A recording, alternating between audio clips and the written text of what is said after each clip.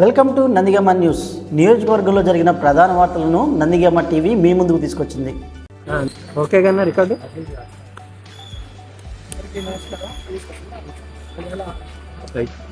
Nandigama constituency నగరంలో ఉన్నటువంటి నాయకులు కానీ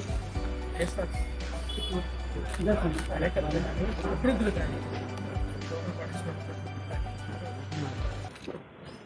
రాంబాబు గారి మీద, అంబటి రాంబాబు గారి మీద తెలుగుదేశం ప్రభుత్వం చంద్రబాబు నాయుడు గారి డైరెక్షన్లో, లోకేష్ గారి డైరెక్షన్లో ఏ విధంగా దాడి చేసిందో చూసి అందరం కలిసికట్టుగా వెళ్ళి రాంబాబు గారిని పలుకుతాం. ఖచ్చితంగా నందిగామ అంతా మీతో అండగా ఉంటుంది. మీ మీద చేసినటువంటి హేయమైన దాడిని మేమందరం చూసాం. ఖచ్చితంగా దీనికి ఈ రాష్ట్ర ప్రజలే సమాధానం చెప్తారు.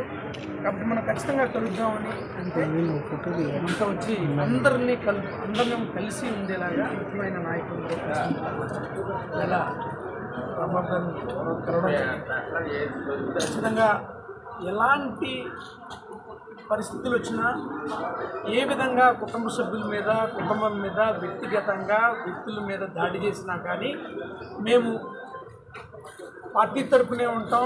పార్టీకి ఎలాంటి అండదండలు కావాలన్నా ఇస్తామని నిలబడడానికి ఉదాహరణగా నిలబడ్డారు రాంబాబు గారు. ఇప్పుడు దాన్నే పార్టీ స్ఫూర్తిగా తీసుకుంటే ఒక ప్రభుత్వం పోలీసుల సమక్షంలో ఒక మాజీ మంత్రి గారి మీద ఏ విధంగా దాడి చేశారో చూసిన పిదపట ఒక అంబటి రాంబాబు గారు లాంటి వ్యక్తి, సుదీర్ఘ రాజకీయ అనుభవం ఉన్న వ్యక్తి, అలాంటి ఆయన మీద కూడా ఇంత దాడి జరిగింది అని అంటే పార్టీ ఖచ్చితంగా దీన్ని ఎవరో ఒప్పుకోవట్లే. దీనికి సరైన సమాధానం ఖచ్చితంగా చెప్పాలనే పార్టీ భావిస్తాం. ప్రతి కార్యకర్త భావిస్తున్నాడు.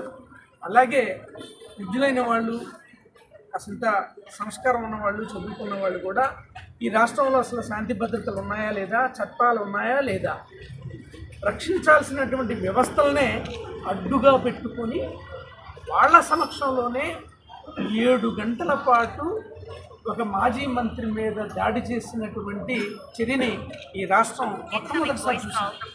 ఉలిక్కిపడింది రాష్ట్రం మొత్తం.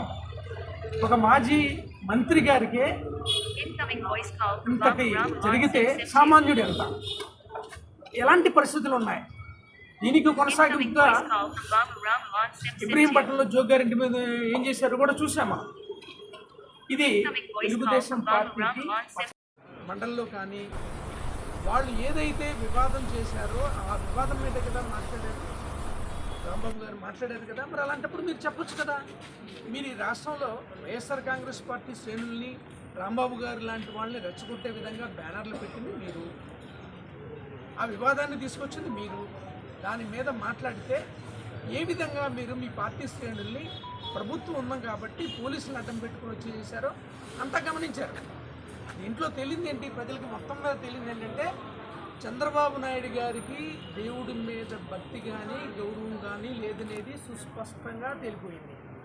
కాబట్టి ఆయన మాటలు ఏ స్థాయిలో మాట్లాడుతున్నారంటే, వైవి సుబ్బారెడ్డి గారి భార్య బైబిల్ పట్టుకుంది. ఏంటిది అసలు? ఇప్పుడు రాంబాబు గారు ఉంటారు, ఒక మంత్రి, ఈయన్ని ముస్లిమ్స్ పిలవచ్చు, మసీదుకి రమ్మనవచ్చు, ఖురాన్ బహుకరించవచ్చు, అలాగే క్రిస్టియన్స్ పిలవచ్చు, ఓ బైబిల్ ఇవ్వచ్చు, ఎవరైనా సరే. అలాగే ఎవరన్నా మైనారిటీ నాయకులు ఉంటే వాళ్ళని కూడా గుళ్ళోకి పిలుస్తారు, భగవద్గీతలు ఇస్తారు. అంటే ఈ ఈ ఈ రాష్ట్రంలో ముస్లింలు బైబిల్ని ముట్టుకోకూడదు, భగవద్గీతని ముట్టుకోకూడదు. అలాగే హిందువులు ఖచ్చితంగా బైబిల్ని ముట్టుకోకూడదు, ఖురాన్ని ముట్టుకోకూడదు. అలాగే క్రైస్తవులు ఖురాన్ని ముట్టుకోకూడదు, భగవద్గీతని ముట్టుకోకూడదు. ముట్టుకుంటే ఈ రాష్ట్ర ముఖ్యమంత్రి మాట్లాడతారు, మీరు బైబిల్ ముట్టుకున్నారు కాబట్టి టీటీడీకి చైర్మన్ కాకూడదు. అసలు ఈ దేశం గొప్పతనమే భిన్నత్వంలో ఏకత్వం కదా. అక్కడి నుంచి మీరు ఎక్కడ తీసుకొస్తున్నారు? ఇప్పుడు దీన్ని ఏ స్థాయికి దిగజారుస్తున్నారు? ఈ దేశ ప్రతిష్టని ఏ స్థాయిలో మాట్లాడుతున్నారు అంటే ఇది ఖచ్చితంగా క్లియర్గా చెప్తోంది. ఏమని? మీకు ఏ విధమైనటువంటి మంచి సంస్కృతి కానీ మంచి పద్ధతి కానీ లేదు. ఈ దేశం భిన్నత్వంలోని ఏకత్వానికే గొప్పదైతే దాని పట్లే మీరు ఈ విధంగా మాట్లాడుతున్నారు. ప్రజాప్రతినిధులుగా మీరున్నారు, రంజాన్ చేశారు అంటే ఏంటి దాని అర్థం? అలాగే క్రిస్మస్ ఉంటుంది, వెళ్తారు, ఏంటి దాని అర్థం? అసలు మన జాతి గొప్పతనం అది కదా, అన్ని మతాలని అందరినీ హక్కులు చేర్చుకుంటాం. అలాంటిది మీరు ఏం మాట్లాడుతున్నారు? ఇది ప్రజలందరికీ అర్థమైంది. అంటే హిందువులు ఖచ్చితంగా ఖురాన్ని ముట్టుకోకూడదు, బైబిల్ని ముట్టుకోకూడదు. అలాగే క్రైస్తవులు ఖురాన్ని ముట్టుకోకూడదు, భగవద్గీతని ముట్టుకోకూడదు. అలాగే ముస్లిమ్స్ భగవద్గీతని ముట్టుకోకూడదు, బైబిల్ని ముట్టుకోకూడదు. ఇదేనా మీరు చెప్తున్నారు? ఒకవేళ ముట్టుకుంటే ఏమవుతుంది? రేపొద్దున మళ్ళీ ఇదే మాట్లాడతారు, మీరు ఇదే మాట్లాడతారు. అసలు పరమతాన్ని గౌరవించాల్సిన బాధ్యత మనదే. ఒక హిందూ ఖురాన్ చదవకూడదా? ఒక హిందూ బైబిల్ చదవకూడదా? లేకపోతే ఒక ముస్లిం భగవద్గీత చదవకూడదా? బైబిల్ చదవకూడదా? లేకపోతే ఒక క్రిస్టియన్ భగవద్గీత చదవకూడదా? ఖురాన్ చదవకూడదా? మతాల గురించి తెలుసుకోవడం తప్ప మీరు ఆ స్థాయికి దిగజారారు. మీకు దేవుడి పట్ల భక్తి లేదు, గౌరవం లేదు. కాబట్టే అసలు ఏ విధమైనటువంటి కల్తీని జరిగిందనేది ఏమాత్రం తెలియకుండా ఖచ్చితంగా జగన్మోహన్ రెడ్డి గారికి ఆపాదించాలనే ఉద్దేశంతో మీరు ప్రసాదానికి ఉన్నటువంటి గొప్పతనాన్ని, పవిత్రతని దెబ్బతీసే విధంగా నోటితో ఉచ్చరించలేని మాటలు మాట్లాడారు మీరు. ఇప్పుడు మళ్ళీ ఏ స్థాయికి వెళ్ళిపోయారు? మళ్ళీ ఇప్పుడు మతాన్ని తీసుకొస్తున్నారు మీరు. ఫలానా వాళ్ళు అది కదా ఇది కదా అని. మొన్నేమో ప్రసాదం మీద మాట్లాడారు, ఇప్పుడేమో మతాల మీద మాట్లాడుతున్నారు. కాబట్టి అందరూ గమనిస్తున్నారు మిమ్మల్ని, మీరు చేసేది ఏంటి అనేది. దీనికి పరాకాష్ట మీరు చేసింది అంబటి రాంబాబు గారి మీరు చేసిన దాడి కావచ్చు, ఆయన కుటుంబం మీద దాడి చేసి కావచ్చు.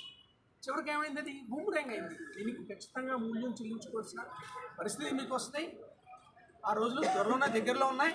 ఇంకా ప్రజలు సహించేలా లేరు. ఎందుకంటే మతాల మధ్య విద్వేషాలు మీరు రగిల్చి ఈ మతాలని వైఎస్ఆర్ కాంగ్రెస్ పార్టీకి, జగన్మోహన్ రెడ్డి గారికి అంటించాలని మ్యాక్సిమం ప్రయత్నం చేస్తున్నారు. ఇది ప్రజలంతా గమనిస్తున్నారు. సుబ్బారెడ్డి గారి గురించి తెలియదా? ఎవరికి తెలియదు ఈ రాష్ట్రంలో? ఆయన ఎంత భక్తి శ్రద్ధలతో ఉంటాడు, వాళ్ళ ఇంట్లో ఆవులు ఎలా ఉంటాయి, వాళ్ళు పూజలు ఎట్లా చేస్తారు. మీరు ఎవరన్నా అడగని చెప్తారు. సుబ్బారెడ్డి గారు ఏంటంటే చెప్తారు, వాళ్ళ ఇంట్లో ఏం జరుగుద్ది ఏంటనేది ఎవరిని అడిగినా చెప్తారు. అలాంటి వాళ్ళ గురించి మిమ్మల్ని మీరు కాపాడుకోవడానికి తప్పుల మీద తప్పులు చేస్తున్నారు. ఈ పాపాలన్నీ పండుతాయి. దీనికి ఖచ్చితంగా సమాధానం చెప్పాల్సి వస్తుంది. దీనికి మొదలుమెట్టు రాంబాబు గారి మీద దాడి అంటారు కదా మీరు. జగన్మోహన్ రెడ్డి గారి విధ్వంసకర పరిపాలన ఎవరు చేస్తున్నారు? విధ్వంసం, ఈ వ్యవస్థలను విధ్వంసం చేసింది ఎవరు? పోలీసుల దగ్గర నుండి చేస్తారా? 7 గంటలు తేడా. ఎక్కడే బెటాలియన్ ఉంది, దగ్గరలోనే పోలీసులు ఉన్నారు ఇక్కడ. అలాంటిది ఒక మాజీ మంత్రి ఇంటి మీద చూడండి ఎలాంటి వాతావరణం ఇది. ఇలాంటి వాతావరణంలో ఇంతమంది వస్తే మీరు నిరోధించలేరా? నిరోధించగలరు కదా. ఖచ్చితంగా ఆయన మీద దాడి చేయాలనే మీరు ఈ పత్రాన్ని మీరు కోరుకున్నారు. ఇది మొదటి మెట్టు, ఇది కంటిన్యూ అవుతుంది. ఖచ్చితంగా మీరు సమాధానం చెప్పాల్సినటువంటి రోజులు వస్తాయి.